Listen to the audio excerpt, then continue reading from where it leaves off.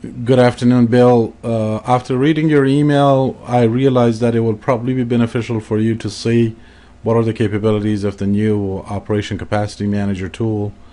As you probably remember, we discussed this. Operation Capacity will run on a separate server, and IAC Central will run on a separate server.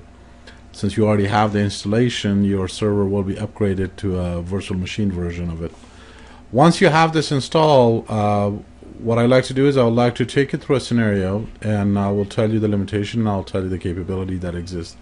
The very first limitation that I would like to mention here is the fact that you can have each one of your customers in a separate area, and each one of these areas they will have access to. They can have a single rack, multiple racks, multiple rows, and so on and so forth. The only limitation is that I cannot have two customers in a single rack and each one of those customers have access to their own components. So the permission is at the rack level. It's not on the component level. That's the only limitation. I discussed this with the product management team. This is something that they are looking into it, but we don't have a date or time for release on which version of the new software this will be released. But this is something that they are looking into. That's one thing. So what I did for this scenario, I'm logged in as an admin. I have access to the entire organization operation capacity. I have created a user account, and this user account basically is in charge of a specific area. So this user that I've created, APC1 will be only able to see demo server room 1, and he will have edit permissions, and all these other permissions are checkmarked here. You can control this. There is a good option available. You can either way connect it to your own Active Directory, or you can even connect it to an IAC Central and get the username and permissions from IAC Central. This will be probably the best option, that you can have one single user account created on IAC Central, and that permission will apply to the system as well. So I have created the user account. I've created an area for that person to be in charge of. And what I will do is I will log in as that user, and you will see the difference in the possibilities that exist for that user to see on the system.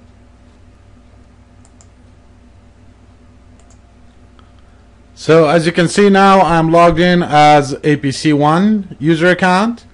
When I logged in as that user, I can only see the room that I have access to or permission to.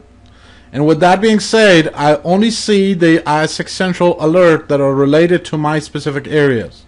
So as you can see, my racks, they have alerts related to them.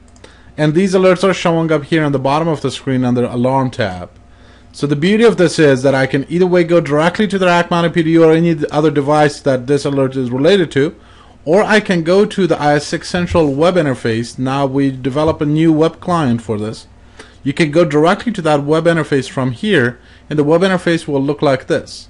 So when I log into my web interface of IAC Central, I will see my components, and this is greater detail than operations. So this is IAC Central. Now IAC Central can go into the device itself. It can pull all the information about those devices. For example, I can take a look at this crack unit. I can take a look at all the sensors. I can take a look at all the graphs that was generated by this system, their timing, and so on and so forth. I can take a look at the event log. I can specify the time for this. I can take a look at the reports that were generated, and I have some saved reports. I can open up any one of these reports if I want to, and it will bring up the information here on the screen. The good thing is that there's no need to install any new client for IAC Central anymore. This will be good enough for someone who's just need to see information. For configuration changes or modification, you still need the client for IAC Central, but this is for an environment that you're planning to work with. For your customers to have access to the sensors related to their system, this will probably work. So now coming back here, if you notice, they will have access to their own environment, their own racks. They're looking at their power capacities here. Their power capacities will be shown. If they have PDUs, floor PDUs, and UPSs in their own environment, they will have access to that information as well. They will see the physical layout of their racks and see the physical capacity, use space, availability, how much weight is applied to their racks based on the equipment that they have in there. Any one of those racks can be selected, and you will see the content of the rack on the right hand side here. And I can switch these screens. If I don't need any screen here, I can turn it off and turn it on. All these screens are looking and working independently. I can take a look at network ports on each one of these racks. How much network ports do I have? Fiber and copper, and how much of them are applied or occupied. There's one more new module that we added, and it's called IT Optimize. IT Optimize, your customer probably appreciate this, but then it's completely in your hand if you want this module or not. Briefly, if I select a rack with IT Optimize module installed on my capacity management server, I'm looking at these racks, and what you can see here is the CPU utilization of those servers. It shows you how much CPU, or percentage wise, it shows the CPU utilization. And as you know better, that any server that uses CPU of 5% or less for a long period of time, meaning that no user were accessing those servers. So it gives them a better idea on which server needs to be consolidated, what they can do with the servers, or if they're planning to retire servers, and so on and so forth. We have some brief server CPU utilization suggestions in here. Utilize servers, consolidation candidates, retirement candidates. If any server that uses less than 5%, it's retirement candidates. Any server that uses over 5% for a long period of time, but less than 15%, they are consolidation candidates. So this is a new module that the customer can take advantage of it, and they will be able to see their own servers in their own racks. They're not going to be able to see anything else. So as you can see, still APC1 is logged in. APC1 only sees their own environment and their own equipment. From here, you mentioned something about IPMI.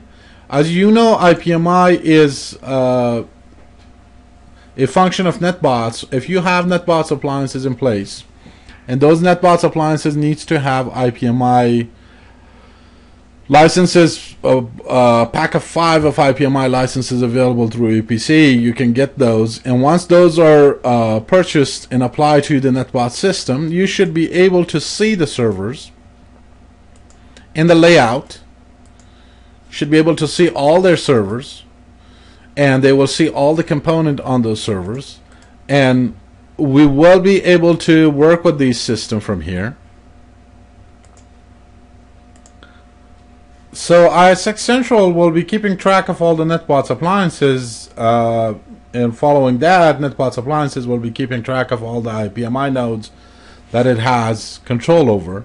So any one of my IPMI node, as you can see here on the left hand side, I can launch to that device if it has a web interface. I can launch to the IAC Central web client if the device is on alert state. I can take a look at the information on the server level from external systems. One of them is Data Center Expert. Data Center Expert is basically the new name for IAC Central. It shows me all the IPMI information as well as a web interface based on IP address if there's an access to that system. So these are the capabilities and limitations that exist on this system from operation perspective. The good thing is that there's, in my opinion, there's no longer need for logging into IAC Central anymore.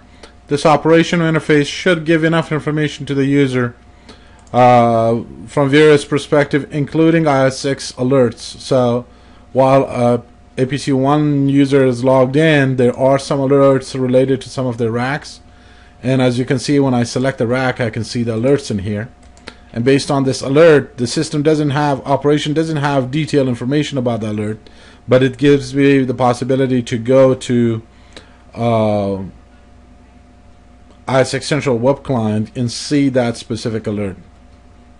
And once I'm on the web client interface, I can do a lot more, and I can dig in much deeper into that alert and see more detail about that system that went to alert state.